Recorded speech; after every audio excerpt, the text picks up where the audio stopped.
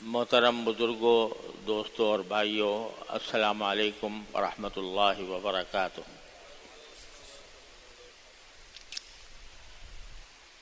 اللہ تعالی جلالہ کا فضل و کرم ہے کہ اس نے ہمیں یہ شعبان کا مہینہ عطا فرمایا، جس کو رمضان المبارک کا مقدمہ کہا جاتا ہے۔ اور جیسا کہ پچھلے جمعہ میں نے عرض کیا تھا، رسول کریم سرور دو عالم صلی اللہ علیہ وسلم اس مہینے میں بکثرت روزے رکھا کرتے تھے، اور اس کی جو 15ویں شب ہے، جو انشاءاللہ آج مغرب کے بعد سے شروع ہونے والی ہے، اس کو اللہ جل جلالہ نے خصوصی برکت کی رات بنایا ہے۔ اور اس رات میں اللہ تبارک و تعالیٰ کی بارگاہ میں حاضر ہو کر زیادہ سے زیادہ عبادت کرنا، یہ بہت موجب اجر و ثواب ہے۔ اس معاملے میں ہمارے معاشرے میں کچھ افراط و تفریط پائی جاتی ہے۔ کچھ حضرات وہ ہیں جو یہ کہتے ہیں کہ شب برات کی فضیلت کی کوئی حقیقت نہیں، اور مثلا اگر آپ سعودی عرب جائیں اس زمانے میں، تو وہاں نہ صرف یہ کہ اس رات میں جاگنے کا یا اس رات میں خصوصی عبادت کرنے کا کوئی اہتمام نہیں ہوتا، بلکہ اس بات کی تردید کی جاتی ہے کہ شب برات کوئی ایسی رات نہیں ہے جس کے بارے میں کچھ خصوصی احکام دیے گئے ہوں۔ اور وجہ یہ بیان کی جاتی ہے کہ جن روایتوں میں نبی کریم سرور دو عالم صلی اللہ علیہ وسلم سے اس رات کی کوئی فضیلت منقول ہے، وہ سند کے اعتبار سے کمزور اور ضعیف روایتیں ہیں۔ تو ایک طرف تو یہ افراط ہے کہ اس کو بالکل کوئی اہمیت ہی نہیں دی جاتی، اور ان سے متاثر ہو کر بعض حضرات خود ہمارے معاشرے کے اندر بھی بر صغیر میں ایسے پائے جاتے ہیں جو اسی مسلک کے قائل ہیں کہ بھئی شب برات کی کوئی حقیقت نہیں ہے۔ یہ بات اس لیے درست نہیں ہے کہ شب برات کی احادیث ایک مرتبہ میں نے جمع کروائی اپنے ایک ساتھی سے، تو پتہ چلا کہ شب برات کی فضیلت کی احادیث 17 صحابہ کرام سے مروی ہے۔ 17 صحابہ کرام رضی اللہ تعالیٰ عنہم سے روایت ہے اس کی کسی نہ کسی فضیلت کے بیان کی۔ تو یہ قاعدہ ہے محدثین کا بھی کہ اگر ایک روایت چاہے انفرادی طور پر اس کے راوی میں کوئی کمزوری ہو، لیکن وہ اتنے مختلف طریقوں سے اور اتنے مختلف صحابہ کرام سے مروی ہو کہ ان کے بارے میں یہ سمجھنا کہ یہ سب نے گھڑ کے بنا دی ہے، یہ محدثین کے نزدیک بھی صحیح طرز عمل نہیں ہے۔ ایک بات تو یہ ہے کہ 17 صحابہ کرام سے مروی، اور ان میں سے بعض احادیث ایسا نہیں ہے کہ ساری کی ساری ضعیف ہوں، کچھ ایسی بھی ہیں جو ضعیف نہیں ہیں۔ اور دوسری بات یہ ہے کہ ایک کسی بات کے اوپر اگر امت کا تعامل چلا آتا ہے، یعنی صحابہ و تابعین کے دور سے لوگ اس کو اہمیت دیتے رہے ہوں اور اس پر عمل کرتے آئے ہوں، تو محض اس وجہ سے کہ بھئی اس کی سند ضعیف ہے اس کو رد نہیں کیا جا سکتا۔ اس لیے یہ بات تو غلط ہے کہ شب برات کی کوئی فضیلت نہیں، کوئی اہمیت نہیں، یہ بات تو درست نہیں ہے۔ البتہ لوگوں نے اس کے اندر کچھ اپنی طرف سے چیزوں کا اضافہ کر دیا۔ حقیقت تو صرف اتنی تھی کہ اس رات میں چونکہ اللہ تبارک و تعالی کی خصوصی رحمتیں متوجہ ہوتی ہیں، لہذا بندہ ان میں اللہ تعالیٰ کی طرف زیادہ سے زیادہ رجوع کرے، نفلیں پڑھے، تلاوت کرے، ذکر کرے، تسبیحات کرے، تو یہ تو بات بالکل اپنی جگہ درست تھی۔ لیکن بعض لوگوں نے اس کو آگے بڑھا کر اس میں کچھ اعمال تجویز کر لیے اپنی طرف سے، جو نہ قرآن میں، نہ حدیث میں، نہ صحابہ کرام کے عمل میں، نہ امت کے تعامل میں، ایسی چیزیں اپنی طرف سے بڑھا لی۔ مثلا ایک زمانے میں پہلے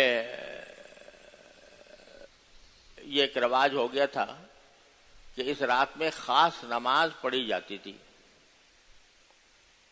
اس کا خاص طریقہ تھا، اس کی خاص رکعتیں تھیں، اور یہ کہا جاتا تھا کہ بھئی اس قسم کی نماز پڑھنی چاہیے شب برات کے اندر۔ کوئی خاص نماز اپنی طرف سے بنا کر شب برات کا اس کو لازمہ یا خاصہ قرار دے دیا گیا تھا۔ حالانکہ جیسا میں نے ابھی عرض کیا 17 احادیث ہیں شب برات کی فضیلت میں، ان میں سے کہیں بھی کسی بھی حدیث میں کسی نماز کا کوئی خاص طریقہ تجویز نہیں کیا گیا کہ بھئی اس خاص طریقے سے نماز پڑھا کرو۔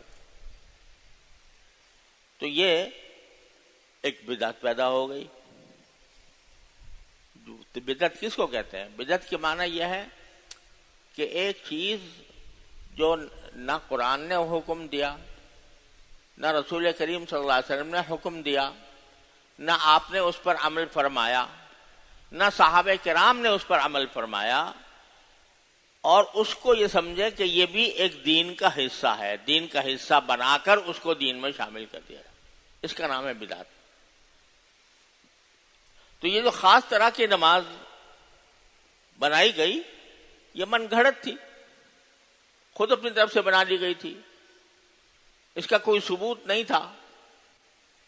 اور نماز بھی کہ جو نماز جو باعث اجر و فضیلت ہوتی ہے وہ ہے جو عام قاعدوں اور اصولوں کے مطابق ہو، کہ بھئی اس میں مثلا 4 رکعتیں ہوتی ہیں تو 2 رکعتوں کے بعد بیچ میں بیٹھا جائے، پھر تیسری رکعت اور چوتھی رکعت بعد میں ادا کی جائے۔ رات کی نماز میں رسول کریم صلی اللہ علیہ وسلم سے جو زیادہ واضح طور پر بات منقول ہے وہ یہ کہ 2 رکعتیں کر کے پڑھی جائیں۔ کوئی 4 پڑھ لے تو کوئی حرج بھی نہیں ہے، ناجائز بھی نہیں ہے، لیکن سنت یہ ہے کہ 2 رکعتیں کر کے پڑھے۔ اب اس نماز میں ایک لمبا سلسلہ قائم کر دیا گیا تھا، اور اس میں خاص صورتیں متعین کر دی گئی تھیں کہ بھئی فلاں رکعت میں یہ صورت پڑھو، فلاں رکعت میں یہ صورت پڑھو، وغیرہ وغیرہ۔ تو یہ سب اپنی طرف سے دین میں اضافہ کر دیا گیا، اسی کا نام بدعت ہے۔ تو ایک تو یہ بالکل لغو بات ہے اور اس کا کوئی ثبوت نہیں ہے۔ الحمدللہ اب ہمارے معاشرے میں اس کا رواج نہیں رہا، لیکن ماضی میں فقہاء کرام نے اس کا ذکر کیا ہے اور اس کی تردید بھی کی ہے۔ اسی طرح بعض لوگوں نے اس رات کے اندر کوئی خاص کھانا پکانے کو بھی ایک لازمہ سمجھ لیا کہ حلوہ ضرور پکے گا شب برات میں، اگر حلوہ نہ پکا تو شب برات ہی نہ ہوئی۔ اب اس کا کوئی دور دور کہیں اس کا تصور نہیں ہے کہ بھئی کوئی خاص قسم کا کھانا شریعت نے آپ کے لیے مصنون کر دیا ہو کہ بھئی یہ خاص قسم کا کھانا پکایا کرو یا کھایا کرو یا ایک دوسرے کو بھیجا کرو. ایسا کچھ شریعت نے کہیں بھی متعین نہیں کیا. یہاں تک کہ عید کا دن آتا ہے تو عید کے دن خوشی منانے کا حکم ہے، اور صرف اتنا ہے کہ بھئی صبح کو 3 کھجوریں نبی کریم سرور دو عالم صلی اللہ علیہ وسلم تناول فرما لیا کرتے تھے فجر کے بعد.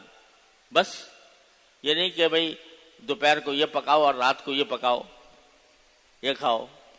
ایسی کوئی شریعت نے ہم پر پابندی عائد نہیں کی. تو اپنی طرف سے یہ بنا لیا گیا اور بنا کر اس کو شب برات کی ایک سنت قرار دے دیا گیا کہ شب برات کا ایک لازمی حصہ ہے، شب برات کی لازمی سنت ہے کہ حلوہ پکایا جائے اور وہ اس کو بھیج رہا ہے وہ اس کو بھیج رہا ہے، تبادلہ ہو رہا ہے حلووں کا. تو اس کو ایک طریقہ بنا لیا گیا جس کی کوئی اصل نہیں، اور ایک لوگوں میں یہ بھی مشہور کر دیا گیا فضول جس کی کوئی اصل بھی نہیں ہے. مشہور یہ کر دیا گیا کہ نبی کریم سرور دو عالم صلی اللہ علیہ وسلم کا دندان مبارک شہید ہوا تھا تو اس موقع پر آپ کو نرم غذا کھانے کی ضرورت تھی، لہذا حلوہ آپ نے تناول فرمایا تھا. اب اس کا کوئی جڑ بنیاد نہیں ہے اس بات کی.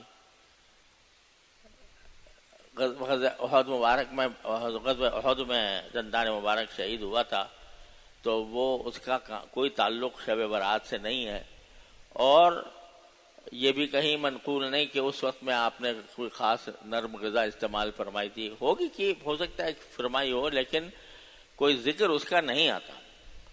تو ایسی فضول جھوٹ موٹ روایتیں گھڑ کر کسی چیز کو معمول بنانا یہ بھی شریعت کے مزاج کے خلاف ہے، اس کی بھی کوئی اثر نہیں. اور اس سے بھی بدتر جو رواج پڑ گیا، اللہ کا شکر ہے اب اس میں کمی آ رہی ہے کہ بھئی اس میں آتش بازی کی جائے، اس میں چراغاں کیا جائے اور آتش بازی کی جائے، اور اس آتش بازی کے اندر ہر طرح کے آلات استعمال کیے جاتے ہیں، ہر طرح کی چیزیں استعمال کی جاتی ہیں.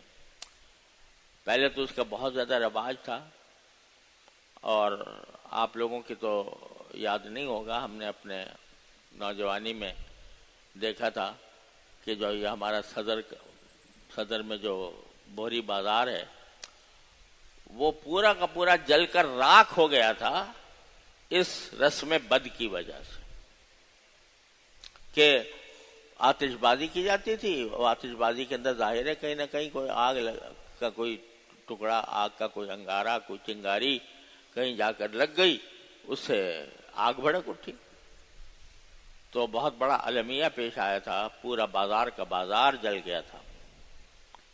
تو اس کی بھی کوئی اصل نہیں. یہ در حقیقت کچھ ہندوانہ رسمیں ہمارے معاشرے میں در آئی ہیں اس وجہ سے کہ سالہ سال ہم نے ہندوستان میں اس طرح گزارے کہ ہم ہندوؤں کے ساتھ رہتے تھے، تو بہت سی ہندوانہ رسمیں بھی ہمارے اندر آ گئی تھیں.